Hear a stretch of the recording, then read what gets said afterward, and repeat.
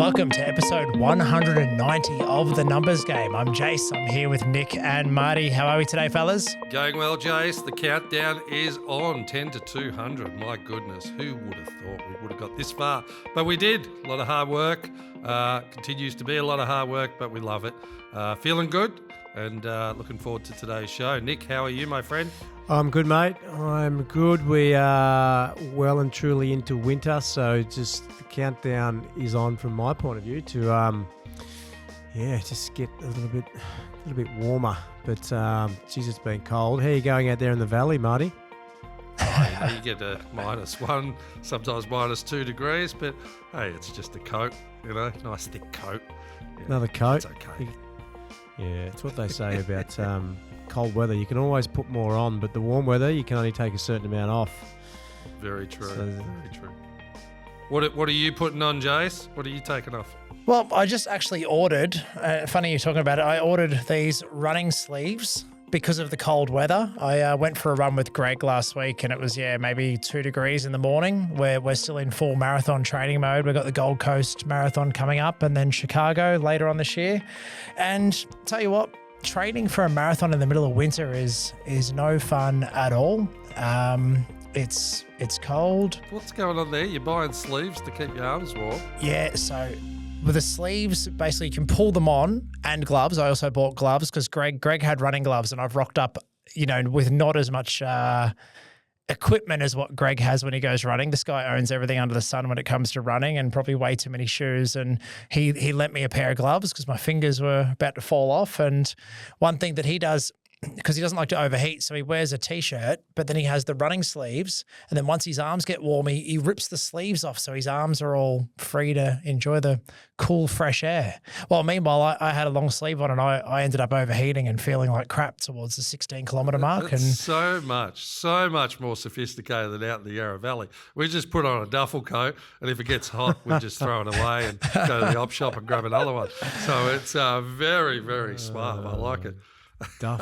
Guys, I've want to guide a bit of a different or interesting conversation today. There's some news that's come out that's gets my attention. Sometimes in episode planning, we go to the news and something pops out. But I'll start by this. Do you guys know who has the most popular YouTube channel in the world, or is the highest paid YouTuber in the world? Well, I only know through Charlie that it could be, as to who you're talking about, but I'm not going to give it away. No, I'm not going to give it away. Well, I'll build up. I'll give a bit of a build up to the background. So when this person was 12 years old, they got their first YouTube follower. By the time they were 15 years old, so 3 years later, they had 76 YouTube followers. So, it's really building. By the time they were 20, though, another 5 years on, they had 4.7 million. And at 25 years old, when we're talking about exponential growth here, they had over 151 million YouTube subscribers, followers, and counting. And since then, it's even gone even more bonkers since then. And to answer, of course, Charlie would know this man is very popular with the younger generation, which is why, Nick, you and I potentially would have had no idea who this person was before I've looked into this. But the person's name is Mr. Beast or Jimmy Donaldson. Marty, that was who you had in mind? Mr. Beast, and I'm hoping our numbers on our podcast are going to take that trajectory. There's pretty impressive numbers. Well, when you think about, we're 3 years old. So when he had 3 years, he had 76 followers. I think we're at 56 followers. So, we're close. We're close. So give it a few more years and we should be hopefully up around that 150 million mark. So, Nick, to explain a little bit about Jimmy Donaldson. Yes, he's known as Mr. Beast. He's a YouTube sensation. And the reason I wanted to kind of start the episode by talking about Mr. Beast was to do with his marketing prowess, I think you'd say. Just the sheer success he's had over the years of putting out content, engaging an audience to watch this content, which is what gets him paid through YouTube and other bits and pieces going on. And to, go into those strategies a little bit and then relay it back to, I guess, ourselves. I'd love to ask you guys a little bit about the difference between yourself as a brand versus building, Innovate or Future Advisory as a brand. So, why do Jason, Nick and Marty maybe not do as much as we could do when it comes to YouTube videos about our own businesses? Any questions so far? All good? All good. Well, I'll start with a bit of a background of how I came across Mr. Beast also from today's point of view. He's landed in Sydney. So he's come to Sydney. He has a chocolate brand called Feastables, and he's kind of doing a bit of a, Wonka-esque promotion where if you buy Feastables from Woolworths, you go in the draw to win one of 10 cars that he's giving away at random. It's not the golden ticket in the packet style like what Willy Wonka was. It's a bit more technologically advanced. You've got to scan a QR code on the back of the bar and you go into the draw. And then basically in order of as he announces winners, there's a list of 10 cars. If you're the first winner, you get to pick the first car and then so on and so forth. But, I think the top car being given away is a Lamborghini valued at about $450,000. There's a Ford Mustang, Mercedes convertible, a BMW, a couple of Teslas, right down to a Toyota Hiace valued at $22,000. But that's wrapped to look like the Scooby-Doo van. So again, keeping it interesting. There's such a varying degree of cars available for these winners to win. And mind you, when you think about it, these chocolates are kind of marketed to a younger generation. So hopefully they've got their licenses if they're scanning the QR code to go into the draw with this. So again, when you think about this kind of marketing and the popularity it's building, if you've got millions of followers to his YouTube channel and he puts out, this video saying, this is what we're doing, we're giving away these cars, it's building up quite this energy around a product. I actually walked into the office before and it was half my team were telling me about this. So the fact that they all follow and they're all engaged by this kind of blows my mind a little bit as well. Nick, Marty, rushing out to buy Feastables at the moment, or you're not that worried about winning a car right now? Is it any good, the chocolate? That's my first question. I've heard it's not. Which is probably why he needs to do so much marketing to sell it. Sorry, Mr. Beast, if you come across this episode. Marty, is Charlie into the chocolate at all? No, he's gluten-free celiac. So he's got a different palate. But I think, why cars? If it's a younger audience, why cars? Great question. That's why not take the Adrian Portelli route and give away $500,000 for the first 10 people that win the prize. I mean, it's just that I'm sure there's rhyme and reason behind it, but I'm just interested as to why cars. That's fascinates me because that's going to appeal to some, but not to everyone. Maybe he's chasing a new market. Maybe the parents. Yeah, well, mate, well, yeah, it's true. If the kids win a car and give it to mum and dad as a thank you for buying all the chocolate bars, but or maybe Adrian Portelli has some competition now. Mr. Beast is, and this was like one of the only continents in the world that Mr. Beast had never been to. So there was a bit of a song and dance about. He'd even been to Antarctica for some of his promotions and things that he did. So he made a bit of a noise around coming to Australia. So. In unpacking just quickly some of the success of why it's successful, it's a bit of where we've come from in the numbers game as well. When you look at consistency, ongoing consistency around engaging with your audience and posting regular updates, regular episodes, regular content. And one of the other things about building his big loyal fan base has been around listening to his audience feedback. So he interacts a lot online with his audience, a bit like the famous Marty V did with our influencer episode a few weeks ago, where Marty unpacks some of the comments on the Instagram. I think we must be approaching 200,000 views on that video, by the way, Marty. You are just an Instagram sensation. There's no cars I've given out just to back that up.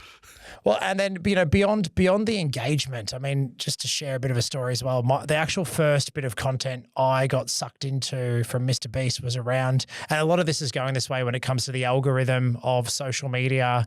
If you are trying to engage customers through platforms like Instagram, Facebook, YouTube, comes around engagement of the amount of time you can keep somebody's eyeballs looking at a piece of content. So the more you can get somebody to engage, comment, or watch a video through from start to end will actually kind of game the algorithm to be in your favor for your business. Now, this one particular video that popped up it was about either my Instagram or Facebook feed, was around a supermarket. Now, Mr. Beast bought a supermarket that was going out of business. It had hundreds of thousands of dollars worth of stock, and he bought the entire business and all the stock included. And the promotion was that somebody would apply to live inside that supermarket. And for every day they lived inside that supermarket, Mr. Beast would give them $10,000. And it was all being filmed as part of a documentary to make the content to get people's eyeballs onto his YouTube channel. There was daily updates and then obviously the big recap video that I watched. But so this guy went in, and I think Mr. Beast probably didn't expect it to go for as long. There's articles about it. And very quickly, though, they built in different parameters as to what this guy had to do to be able to stay living in a supermarket. So the guy's moved in. It's full of stock and supplies. He set himself up a bedroom, got a microwave, made himself some dinner. And on day 2, Mr. Beast rocked up and said, cool, here's the first kind of T's and C's. Every day I'm going to come and you're going to have to give me $10,000 worth of stock.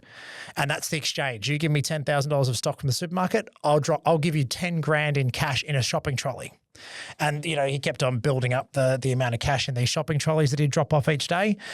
And so sure enough, he got rid of the really easy stuff, some TVs and electronics, quick way to put 10 grand in a pile. Then there was the frozen goods or the fresh food produce, he got rid of first, and so on and so forth. And this guy ended up living in this supermarket for well over 100 days. It was, and just watching the guy's mind going mental, living by himself inside a supermarket when he knew his wife and kids were at home waiting for him to get out of this, I guess what would have seemed like a silly game. But for him, he was talking about how it was life-changing. Every day that he stayed there was changing the life of his wife and kids to be able to have money to afford education, paying off debts, paying down their house and their loans and things like that. So there's the other part of what Mr. Beast builds into a lot of his content is the philanthropy, incorporating giving and, making people's lives better. And whether it's one individual or a wider organizational approach, that's something that he's done very, very well to create this engaging content. It's not just about Mr. Beast making more money, but it's also about how he gives back to a community or to the environment or to something that him and his audience cares about. So I guess taking that and now focusing a bit back towards us so we don't have to just listen to my voice, Marty and Nick. From that point of view, Marty, I'd love to throw to you and start with a bit of a question around Mr. Beast is very much the individual. He is the brand. He is the person behind this money-making venture that is his personal YouTube channel. And when it comes to small business marketing, we're kind of trying to apply this logic to how a small business may use it to build a brand and build an awareness of their products.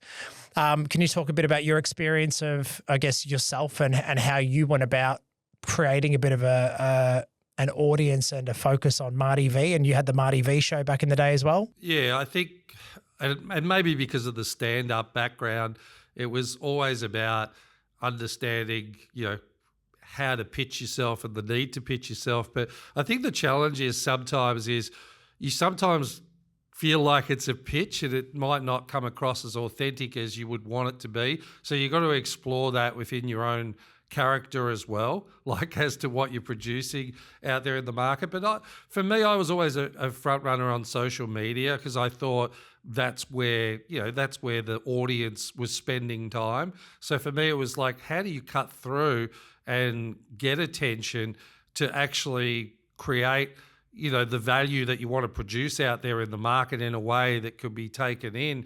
But I think it is a real challenge. Like I've had many people to say to me, oh, you love the sound of your own voice, or you're on a podcast or you're on a video. And I go, yeah, but they're the people not on video or not doing it. So I've always been willing to be on the stage and to cop the ridicule and the rewards if I feel like that's where the market is and where the market's listening. But I don't think it's necessarily an easy thing. Like I think about even in the early days in business, like I would go to a coffee shop and I would talk to the business owner and say between 9 o'clock and 10 o'clock, I knew all the mums were dropping kids off at school and they're really the decision makers a lot of the time. So I would buy coffees. I'd buy 100 coffees. And that to me, as long as they came and spoke to me about finance or I could introduce myself. So for me, it was a way to engage in the local community,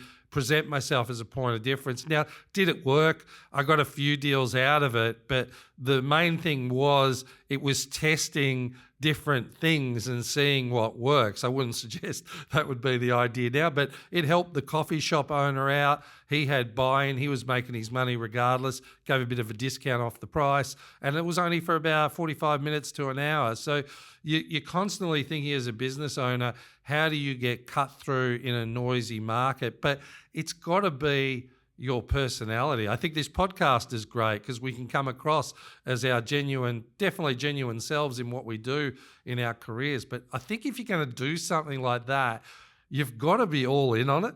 Like at his level, it's just, and he's making billions, or millions, whatever it case may be. So he is all in on it.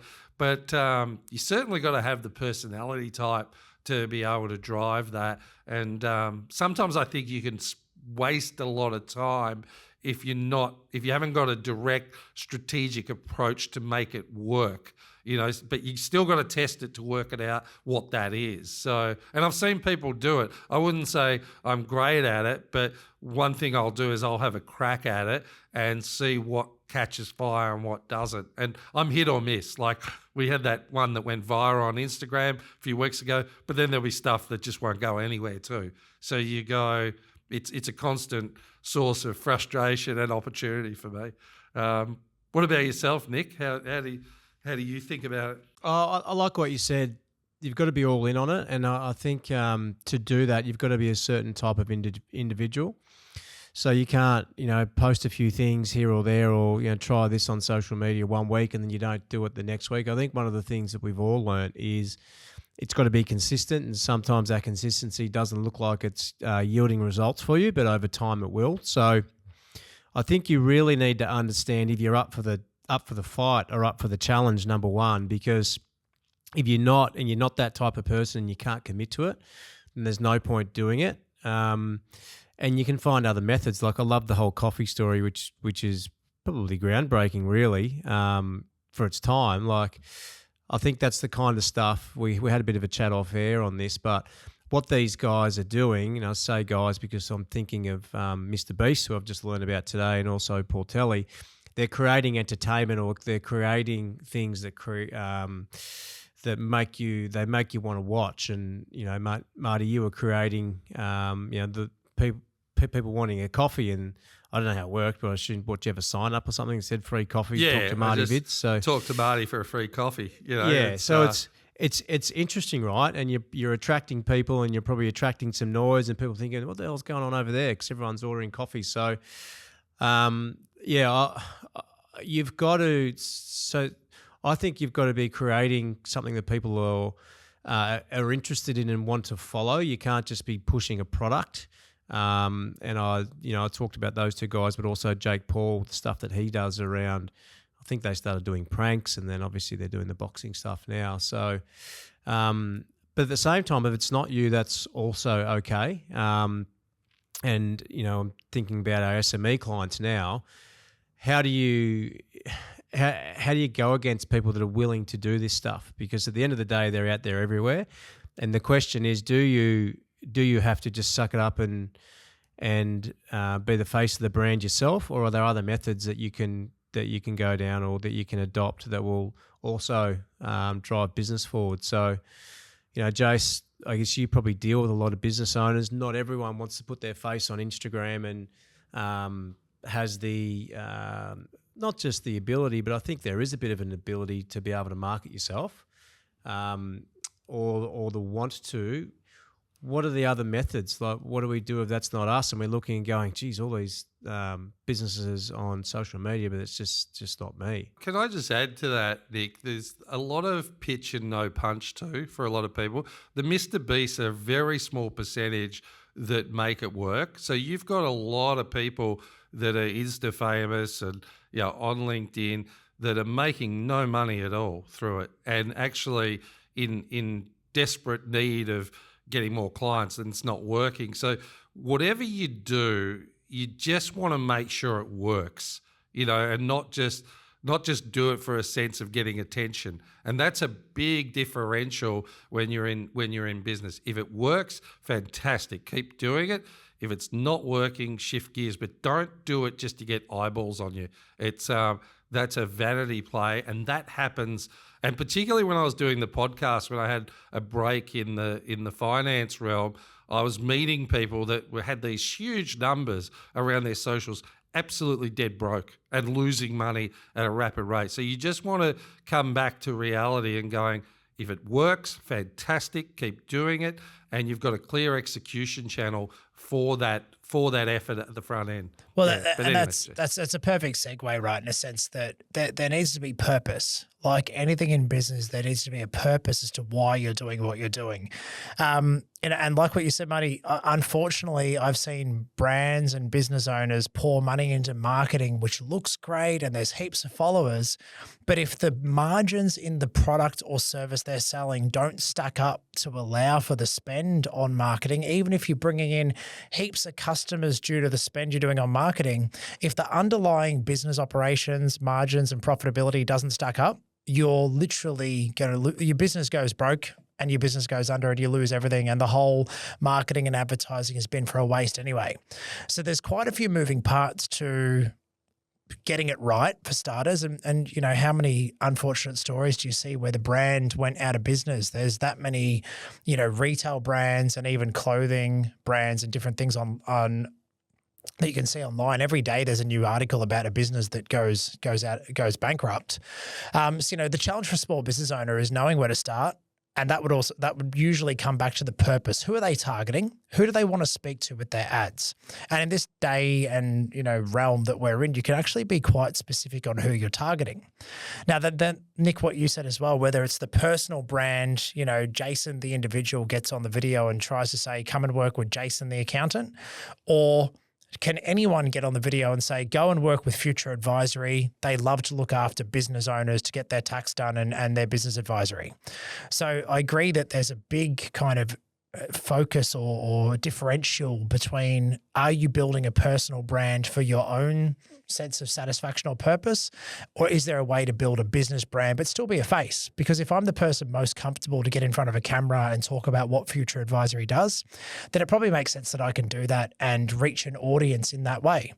You know, the biggest thing that I see in small business owners, though, is the lack of consistency and the lack of creating a plan and sticking to it. It'd be like us if we got 20, 30, 40 episodes into the numbers game, invested thousands of dollars of our time and money to get it set up, and then went, well, you know, maybe we just do one episode a month, or maybe we'll do one season, then we'll have a 6-month break and maybe we'll turn it back on again and see what happens. But instead it was a purpose that we had was to create a platform like this where we could share education and knowledge with our audience, and then even reach more people than just the audience and the clients that we look after, to be able to educate and create a platform for that. So we knew our purpose and why it keeps going. But unfortunately, time and time again, we get business owners that come to us and go, oh yeah, I've started paying $500 a month for SEO or some kind of marketing, and 3 months later, I didn't have any new customers, so I turned it off. So for me, it's that length in time as well, to build a marketing and advertising plan and the amount of investment that needs to go into it. But it's all around, I would always say as well, that once you've figured out what you can afford to spend per month, it's about investing that month in, month out, and building the steps towards a longer term plan for where you're trying to get your business to. But it all has to tie into the bigger plan and the bigger purpose. You nailed the consistency piece too, Jace. Like even when I talk to brokers, they might do spasmodically a few social media posts and go, why am I not getting leads? But, digital trust, like real trust in real life, takes time. And as long as you've got a methodology of putting great content out there and doing it consistently, then the trigger from the market is someone has a need and you're the person to go to. I had a great example this morning on LinkedIn. One of our young brokers, Nick Rabber, who's a great broker, he was putting content out on people saving mortgage insurance, accountants, paramedics, and he has, the unique thing that he has in his profile is a meeting link. Like instead of putting the website, he has a meeting link that people can come straight to him, and people are booking meetings through that. Now, he's been doing that for about 4 months now, and he got a $1.7 million deal out of that. which is he's still trying to win that deal over, but he's got an opportunity on that, and that came through consistency. So I think you could be very niche to what you're targeting there to trigger the market, or you have to be niche in strategy as a generalist. So, but you need to have some form of strategy in that and a methodology that you can get engagement that it works. So that worked for him. He's going to keep doing that 100%, right? Because he's now got consistently that he's getting a couple a month off that one strategy. So again, it's working out why you're doing it, and what is the result, and is it adding value to the market that it brings that market to you as an expert. So yeah, that's a good example. The challenge here, people have limited time, limited budgets, and there's this ever-changing digital landscape that people get confused by what works and what doesn't work. But part of the challenge is just starting and being consistent, posting that content and learning and adapting as you go. And one thing that I'd build in is if you don't have the time to build it yourself, and if you're not going to be consistent, if you're just relying on yourself from an accountability point of view, that is where you engage an expert. If your business is getting to a certain point, and we did it before we really even had the budget to, because I kind of understood we're an accounting firm. Greg and I were accountants. We were doing tax returns and financials for business owners. We were meeting with business owners of how to grow their business or do things.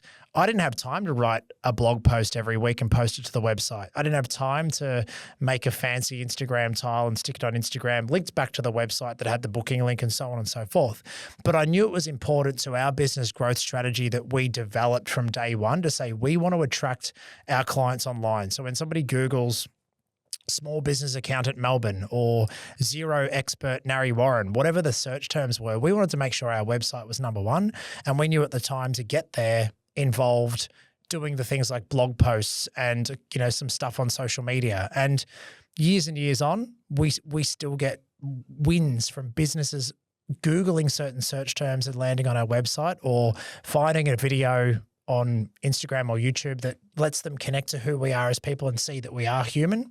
So, I'd say create a plan. If you're a small business owner who hasn't delved heavily into this world of marketing and, you're seeing the Mr. Beasts or the other examples, the Adrian Portellis, they're at extreme end of the scale. You don't have to be that. But if you're not out there marketing and showing the world what your business can do and what the purpose of your business is and who you serve, there's probably an opportunity heading into, we're in some interesting times for business with cost of living crisis.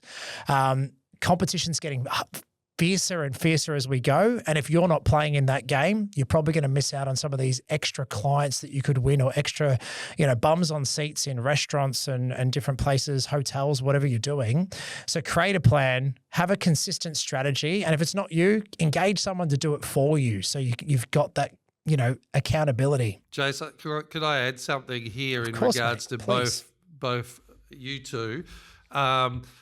Again, let's say you're not doing social media posts, right? Because that's not your shtick, but you are creating opportunities to talk to your direct client in regards to presentations. And I think this is an area that is undervalued in the business world. And if you get it right, could really produce big results. So yes, you can do it where all the noise is, or you can present yourself as an expert, as being on a stage talking to your direct market.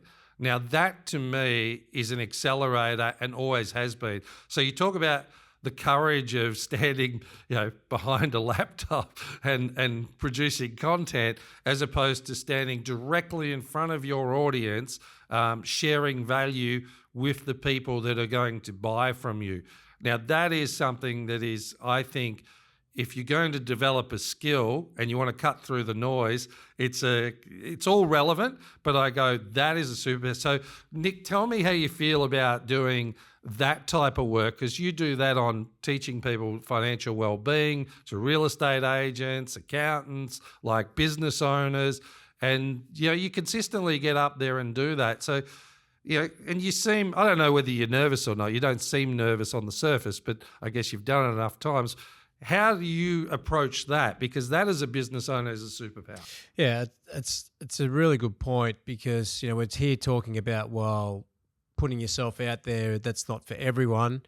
But yeah, there's no doubt, like I'm nervous every time. And of course it gets easier, but I wouldn't suggest the nerves are less. I think you just get better at dealing with them, and you know the content so well that it seems to roll off the tongue, and the nerves are not visual, I guess, from the people listening. But yeah, I don't think there's that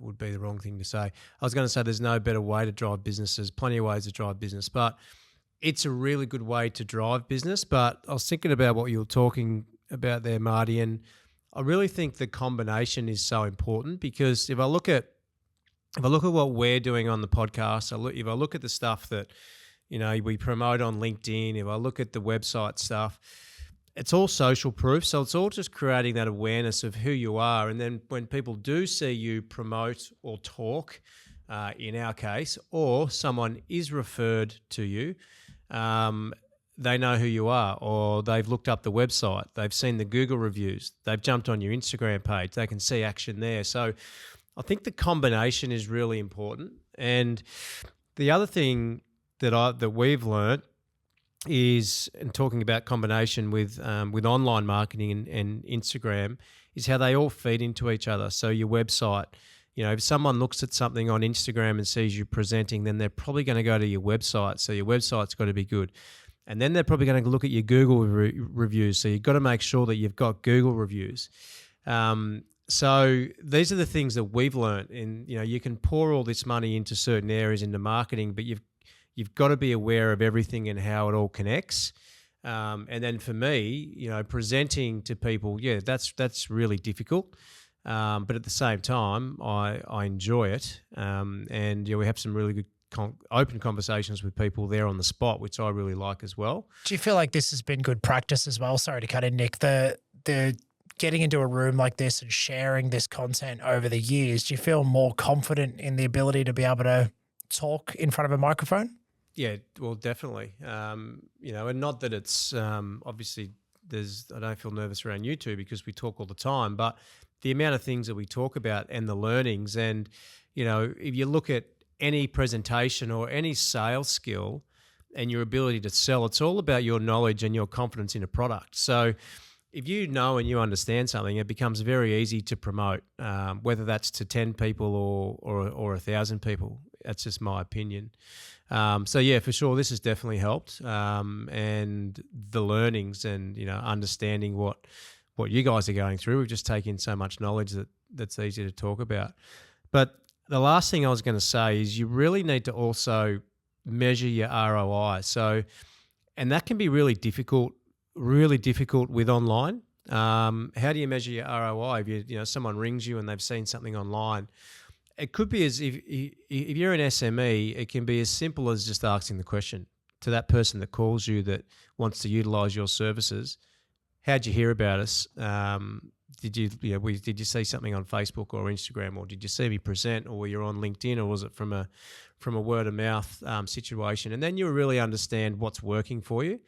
And on our online leads, we can easily track that. But when the phone rings, that's not that easy. You really have to have a conversation and work out what's working for you, because to Marty's point around, sometimes just talking to people and asking for deals, that's pretty cheap and that's really just your time. If you start looking at online marketing, Instagram, if it's not you and you've got support doing it, it can get really expensive. So you absolutely need to make sure you're getting a return on that stuff. So I think it's important to measure the ROI, understand what you want out of your own business. Well, do I need 30 new leads a month? I probably don't. I'm a 1 or 2 person band. I really only need 1 or 2 good clients a month. So maybe I'm just going to go and talk to my existing clients and ask them, who do they think I can help? I'm going to have relationships with, people like Future Advisory. I only need 1 or 2 new good clients a month. I don't need to worry about the social media stuff. So, understanding your business, and then for me also just measuring it so you can double down on what's working. Yeah, well said. Couldn't agree more, Nick. What about yourself, Jason, in regards to you do a lot of presentations, and I think if someone's starting out in business and if they're not all over the social media stuff, rather than spending time just trying to create content hoping to get a client, let's remember you might have a 3 to 6 month lag. You might nail it. You don't know. But what you can do is be in front of your market, present value to a live audience, and you're positioning yourself as an expert, whether that's a small sales team, whether that's a room of 50, whatever the case may be. All of a sudden you're giving direct value, and it can actually supercharge opportunities in the early days without a lot of cost, right? Straight away. So it's a good way to think about it, and then you build the content off the back of it or as you're doing it, right? So, but what about yourself? You've done a lot of presentations, Jace. Do you have nerves in doing it? You seem like a natural personality, wants to get up there and share value, but I might be wrong. How do you go? I shit bricks every time. I don't know, something about, but I think it's a good combination of nervous energy because I want to get up and deliver value to whatever audience I'm speaking to at the time. I reckon our first half dozen to a dozen podcasts that we did as well, it was the same thing, but in nervous energy, really wanted to make sure we're coming across to our audience in the right way. But there's nothing like the thrill. Now it's a bit of an addiction, like the thrill of getting on stage and, whether it was, the MC of the Zero Summer Series in front of 500 peers from my industry. Like I'm very proud of the accounting profession, proud to be part of CPA's Public Practice Committee, Xero's Partner Advisory Council. I want to give back to not just the small business community, but if I could impact the accounting industry in any way, shape or form as well, that's, pretty special and pretty important to me to, drive that. So it's a big deal. So every time if I'm getting on stage to speak to someone, there's a lot of pressure I put on myself, a lot of nervous energy. And then I always come off the stage and go, man, that was so much easier than I kind of built it up to be. Of course that was going to go well. But you're right. I mean, and then it's all the flow on effect from that. If being on a video online isn't your thing, you can look at other things, but it's all about having a plan and knowing, as Nick said, how do you measure that ROI? Because, those people that constantly go, oh, I tried marketing, but it didn't work. What, did you measure it? Did you look at the impact it was having? Did you ask somebody who called you how they heard about you? So yeah, definitely saying this time, leading into the next couple of years of interesting small business outlook. I think if you don't have a marketing plan or a business plan, time to get ticking and make one. But until next time, thank you for joining us. It's been a fun conversation with you boys as always. Always get heaps out of it.